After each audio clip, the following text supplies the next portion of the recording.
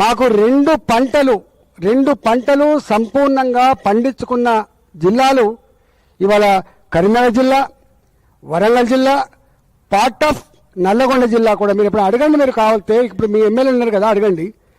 ఇవాళ కాళేశ్వరం ప్రాజెక్టులో కాంట్రాక్ట్ ఇవ్వడం మాట్లాడతలేను, కాళేశ్వరం ప్రాజెక్టులో కమిషన్ గురించి మాట్లాడతలేను, కాళేశ్వరం ప్రాజెక్టులో డిజైన్లు తప్పున్నాయని మాట్లాడతలేను. కానీ ప్రాజెక్టు కట్టడమే తప్పనేటువంటి మీ నీచమైన ఆలోచనతో తప్పంటున్నాను నేను. తెలంగాణ ఇవాళ బోర్లు వేసి బోర్లపడ్డ తెలంగాణ అని చెప్పుకున్నాం కదా, బావులు తవ్వి బండపడితే బతికే బండబారిపోయిన తెలంగాణ చెప్పుకున్నాం కదా. గా తెలంగాణకే కదా నీళ్ళు కావాలని చెప్పి అడిగింది. ఇవాళ మనం చేసుకున్నాం. మేము ఏమన్నామేం ఇవాళ ఎలినినో మళ్ళా భయంకరమైన కరువు వచ్చినట్టుందని చెప్పి మనం చెప్పట్లే. ఇలా ప్రపంచవ్యాప్తంగా ఉండేటువంటి అనేక రకాల సంస్థలు చాలా తీవ్రమైన ప్రభావం ఉండేటువంటి ఆస్కారం ఉందని చెప్పి చెప్తున్నారు. మా బాధ ఇవాళ గింత ఇన్ఫ్రాస్ట్రక్చర్ తయారైంది కాబట్టి. లక్ష్మీ బరాజ్ నేను అక్కడ నీళ్ళు నింపమని కోరట్లేదు.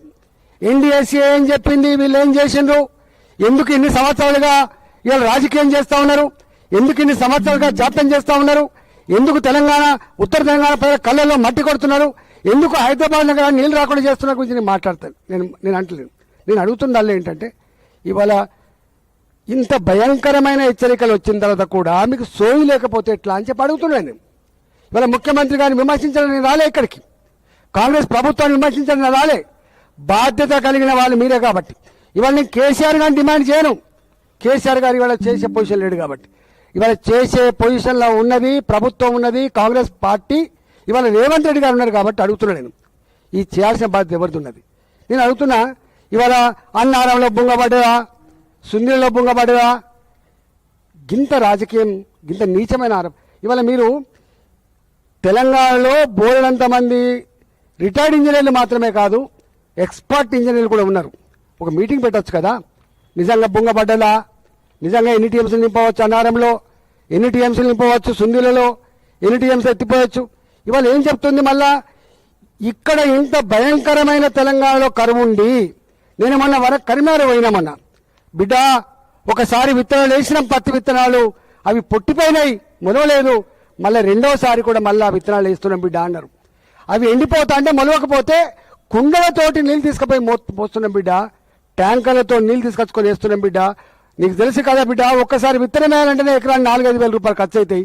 రెండోసారి కూడా విత్తనం వేసినాం, ఇవాళ మళ్ళీ పాత రోజులు గుర్తొస్తున్నాయి బిడ్డ అంటున్నారు వాళ్ళు.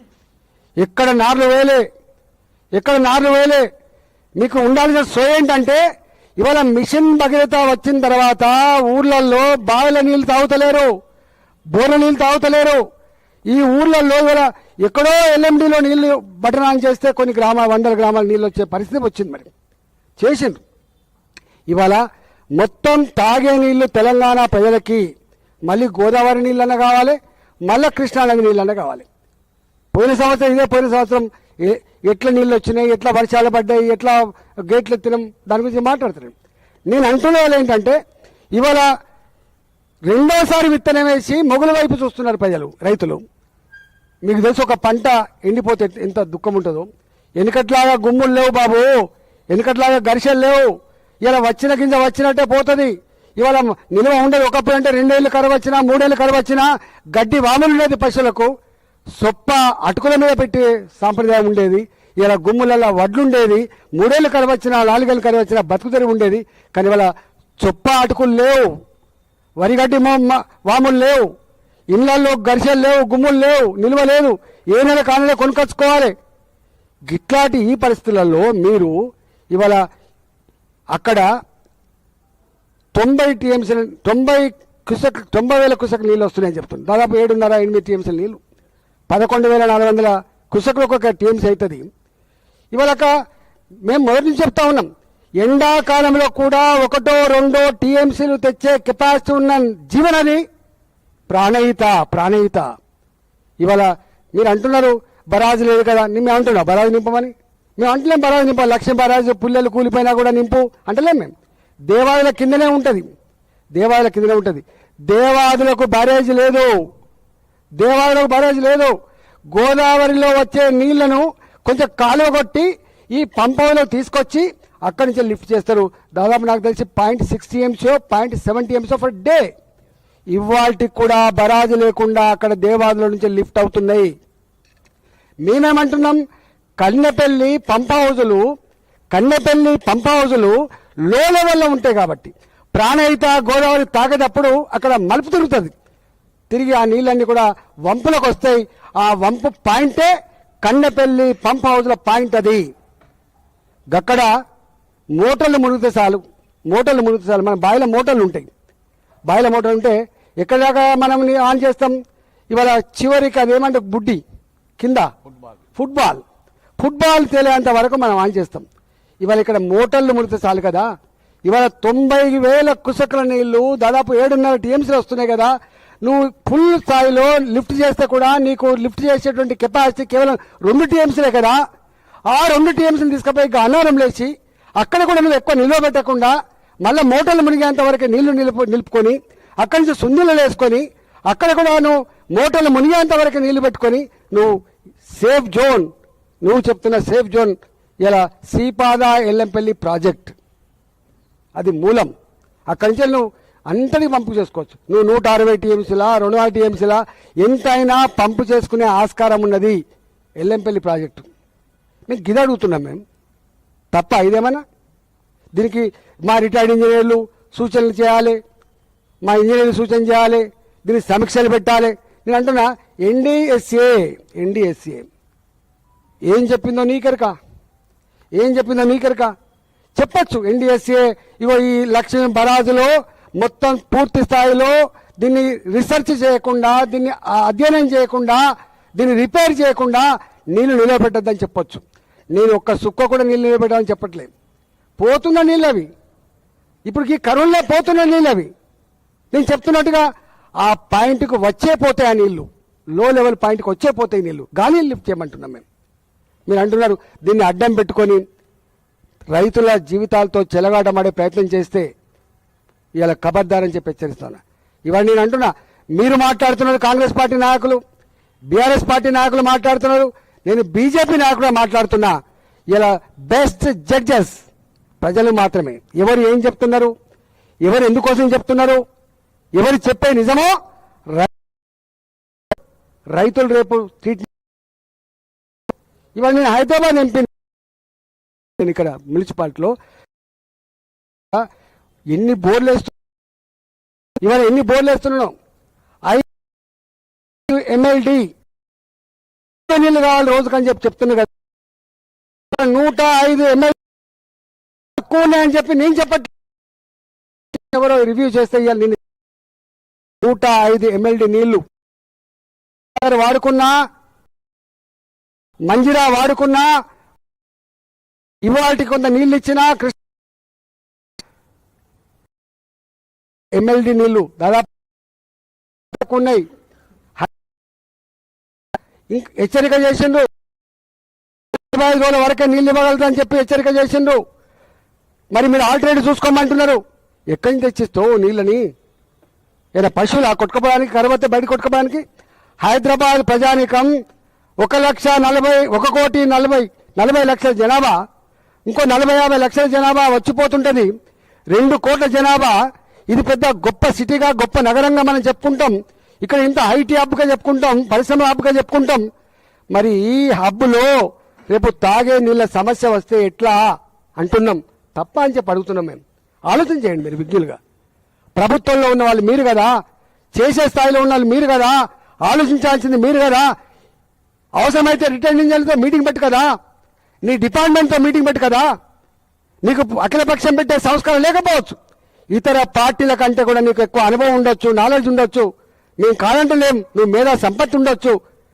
కానీ మేము అడుగుతున్నది రోజువారీగా హెడ్లైన్స్లలో గీ టైటిల్ రావాలని చెప్పే సోకు నీకు ఉండుండొచ్చు.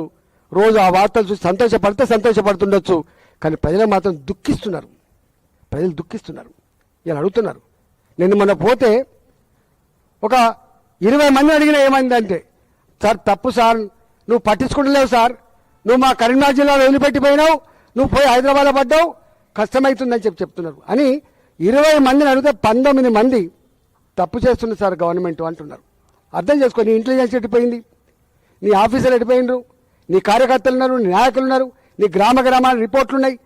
నువ్వు బీఆర్ఎస్ పార్టీని బోన్లో నిలబెట్టే ఉద్దేశంతో నువ్వు నిలబెడుతున్నది బీఆర్ఎస్ పార్టీ నాయకులం కాదు. నువ్వు నిలబెడుతున్నది రేపు హైదరాబాద్ ప్రజానికాన్ని తాగే నీళ్ళు లేకపోతే నిలబెడతావు. నువ్వు బోన్లో నిలబెడుతున్నది ఉత్తర తెలంగాణ, నల్లగొండ, ఖమ్మం, వరంగల్, కరీంనగర్ ప్రజానికాన్ని, నిజామాబాద్ ప్రజానికాన్ని నువ్వు రైతాంగాన్ని నిలబెట్టబోతున్నావు.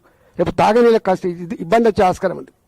కాబట్టి దయచేసి నేను అంటున్నా, రేవంత్ రెడ్డి గారు దాడులు పక్కకు పెట్టు, విమర్శలు పక్కకు పెట్టు, ఎదురుదాడి పక్కకు పెట్టు, నీచమైన రాజకీయాలు పక్కకు పెట్టు, ప్రజల గురించి ఆలోచించి నీకు ఆశీర్వాదం దొరుకుతుంది. గుర్తుపెట్టుకో. ఇవాళ మమ్మల్ని బీజేపీ బీఆర్ఎస్ ఒకటే, ఎట్లా బీజేపీ బీఆర్ఎస్ ఒకటే రేపు ముందు వెళ్తుంది బాబు. రేపు బీజేపీ రేపు ఏం చేయబోతుందో రేపు నీ కిందికి నీళ్ళు వచ్చినప్పుడు వెళ్తుంది బాబు. ఇవన్నీ అధికారం ఉన్నప్పుడు అహంకారంతో ఏవి కళ్ళు కనబడకుండా అన్ని మాట్లాడతారు. ఇవాళ నీ 100 మా కాగలు ఆహా ఓ అంటారు. అంతకుముందు ముఖ్యమంత్రి కూడా ఇట్లే అన్నారు, నీకెదురు ఎక్కడ సార్, నీకు 20 ఏళ్ళు 30 ఏళ్ళు నీదే పోసారన్నారు. కథం పట్టించిండ్రు, నీకు డోకా లేదు పోసారని చెప్పిండ్రు. ఎంత ఉద్యమ నాయకులైనా ఎంత పని చేసినట్టు కనబడ్డా సందర్భం వస్తే పాతాళంలో పాతరేతరనే చరిత్ర మర్చిపోకు. నేను అంటున్నా, నా మీద మాట్లాడు కాదు, నువ్వు ప్రజలతో మాట్లాడు, ఇంజనీర్తో మాట్లాడు, కాంట్రాక్టర్తో మాట్లాడు, పని చేయించే ప్రయత్నం చేయి. ఇవాళ నిజంగా నేను అంటున్నా, ఒక్క పంట వేస్తే రైతుకు సైకాలజీ ఎట్లుంటుందంటే, చివరికి పొట్ట మీదకి వచ్చినప్పుడు నీళ్ళు లేకపోతే, ఈనంగా నీళ్ళు లేకపోతే వచ్చే పంట 30,000 పంట అయినప్పటికీ కూడా 3 లక్షల రూపాయలు పెట్టి బాధ్యత అవుతాడు. That is farmer. ఫార్మర్ అంటోడు వ్యవసాయం చేస్తాడు, బిజినెస్ గురించి ఆలోచించాడు.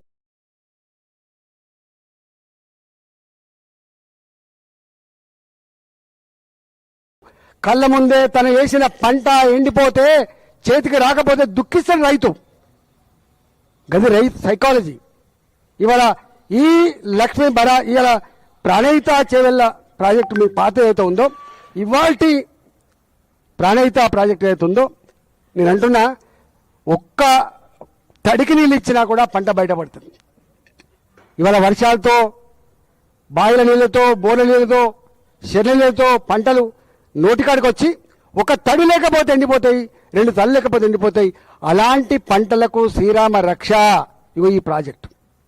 మేము అంటున్నాం, మొత్తమే ఇక ఈ వర్షాలు పడే ఈ చెర్లద్దు, ఈ కుంటలద్దు, ఈ సహజంగా వచ్చే నీళ్ళొద్దు, ఎత్తిపోద్దామని ఎవడ అంటాడా మూర్ఖుడు?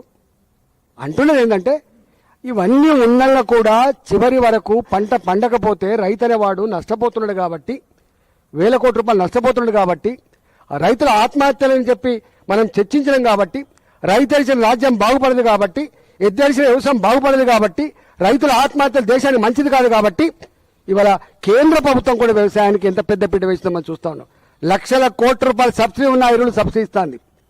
స్వయంగా కేంద్ర ప్రభుత్వమే, నరేంద్ర మోడీ గారే స్వయంగా రైతుకు 6,000 రూపాయల చొప్పున సంవత్సరానికి ఇస్తాడు. ఇవన్నీ కూడా రైతు ఇలా మన దేశం ఇవాళ మన దేశం వ్యవసాయ దేశం. మన ఎకానమీ దాని మీద ఆధారపడి ఉంటుంది. 65% మంది ఇవాళకి కూడా గ్రామాలలో ఉంటున్నారు. వాళ్ళు కులాలు వేరు కావచ్చు, మతాలు వేరు కావచ్చు, రైతులు కావచ్చు, రైతుల దగ్గర పనిచేసే కూలీలు కావచ్చు. వ్యవసాయం మంచుకుంటేనే బట్టల షాపు నడుతుంది, వ్యవసాయం మంచుకుంటేనే బంగారం షాపు నడుతుంది, వ్యవసాయం మంచుకుంటేనే పిల్లల ఫీజు కడతారు, వ్యవసాయం మంచుకుంటేనే పెళ్లిళ్ళు అవుతుంది. ఆ జ్ఞానం మీకు లేదు. వ్యవసాయం తప్ప మరో మార్గం లేదు. ఇవాళకి కూడా కోట్ల మంది ప్రజానికానికి అక్కడి చేసుకొని అన్నం పెట్టగలిగే తల్లి భూతల్లి అని చెప్పి మనం మాట్లాడుకున్నాం కదా. గా భూతల్లి కదా నీళ్ళ కోసం అరడపడుతున్నది, గా నీళ్ళ కోసమే కదా నువ్వు రాజకీయం చేస్తున్నది. అందుకే వెంటనే నేను ఉత్తమ్ కుమార్ రెడ్డి గారు ఉత్తమంగా ఆలోచిస్తానని చెప్పి అనుకుంటున్నా. ఉత్తమ్ కుమార్ రెడ్డి గారు వెంటనే బేజ్జాలు బంద్ చేసి రాజకీయాలు బంద్ చేసి తక్షణమే నీళ్లు లిఫ్ట్ చేయాలని చెప్పి నేను డిమాండ్ చేస్తున్నా.